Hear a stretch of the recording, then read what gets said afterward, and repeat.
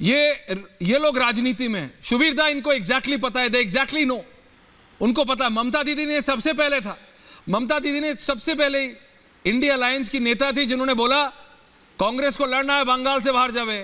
बंगाल में दादा लड़ना नहीं, उन्होंने क्लियरली बोला। अब पंजाब में मैं देख रहा हूं अरविंद केजरीवाल बहुत स्मार्ट है, उन्होंने बोला कुछ हुआ है पंजाब में लेकिन मुझे पता नहीं क्या हुआ है। उन्होंने खेड़ा को अरेस्ट कर लिया। कांग्रेस और पंजाब के नेता सड़कों पे, मतलब दे आर हैविंग अ कुश्ती। शुभीर दा, बंगाल में क्या हो रहा है ये आपसे बेहतर कोई नहीं जानता, तो जनता कैसे भरोसा करेगी इन पे? शुभीर दा, देखिए ये जो इंडिया अलायंस है जी, ये जिस तरह से जनता पार्टी उभर कर आई थी इमरजेंसी के बाद, इनका एक ही भरोसा है, ये एक ही ताश लेकर खेल रहे हैं। वो ताश ये है कि अगर एंटी इनकम्बेंसी बीजेपी को पकड़ लेती है और इस तरह का एक हालत होता है कि किसी भी हालत में बीजेपी को हटाना पड़े, उस तरह का एक माहौल अगर बनता है तो इनको चांस है। ये एक पार्टी और एक प्लेटफॉर्म के बीच लड़ाई है। BJP is a party, India alliance is a platform. ये प्लेटफॉर्म का प्रॉब्लम ये होता है कि प्लेटफॉर्म में जैसे रेलवे स्टेशन में तरह तरह के लोग आते हैं जाते हैं, कोई सामने आके फर्स्ट क्लास में चढ़ने जाता है तो दूसरा उसको रोक देता है। इंडियन रेलवे कमरा में जो होता है, ये चीज़ प्लेटफॉर्म का पॉलिटिक्स में हो रहा है।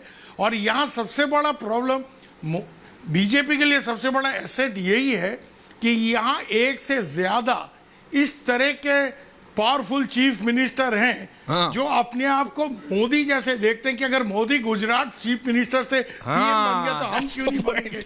बट बीजेपी में एक ही इस तरह का एक ही था ऑप्शन, यहाँ ऐसे 3-4 ऑप्शन है। और ये 3-4 ऑप्शन में सबसे आगे जो है केजरीवाल साहब बनना चाहते हैं पीएम, नीतीश जी चाहते हैं, ममता दीदी भी चाहती है। हालांकि ममता दीदी का बेसिस क्या है वो हम नहीं जानते हैं। हाँ, बंगाल में परफॉर्मेंस वगैरह अगर मद्देनजर करें तो सेंट्रल में उनका क्लेम जो है, शुभीर दा इलेक्शन तो जीत ही गई ना, वो कहते हैं कि मैं इलेक्शन तो जीत गई, जनता का सपोर्ट, बंगाल की जनता का सपोर्ट मेरे पास है। और आज रामकृपाल जी, शहजाद में आ रहा हूं उसके बाद आपके पास, सबके पास, रामकृपाल जी, अखिलेश यादव ने तो आज बहुत इंटरेस्टिंग बोला, भैया हमारा बुके बहुत बड़ा है। अर्नब एक चीज, एक सेकंड। हाँ शुभीर दा, शुभीर दा, ऐश्वर्या बोल रहा हूँ, शुभीर दा बोलिए ना, कोई नहीं।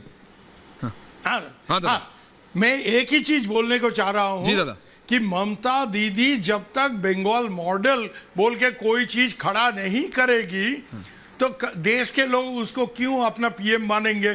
ज्योति बासु ने तो खुद नहीं कहा था हमें बनाओ, दूसरे लोगों ने मिलके उनको बनाने को चाहता, क्योंकि बंगाल का एक मॉडल था। पसंद आए आपको नहीं आए, बट सीपीएम का एक मॉडल तो था। लैंड रिफॉर्म्स किया था उन्होंने, ताकत के साथ लैंड रिफॉर्म्स किया था, जो भारत जैसे फ्यूडल सोसाइटी में बहुत बड़ा चीज होता है। दूसरा बहुत माइनस पॉइंट भी था, बट प्लस पॉइंट ये सब था। इंडस्ट्री में वो पीछे चले गए, बट बाद में इंडस्ट्री की तरफ भी उन्होंने ध्यान दिया। तो यहाँ एक ही चीज हमको याद रखना पड़ेगा, index of opposition unity. David Butler हमारे प्रोफेसर थे ऑक्सफोर्ड में, हम सब लोग जो आज मॉडर्न सेफोलॉजी सीखे हैं उन्हीं से।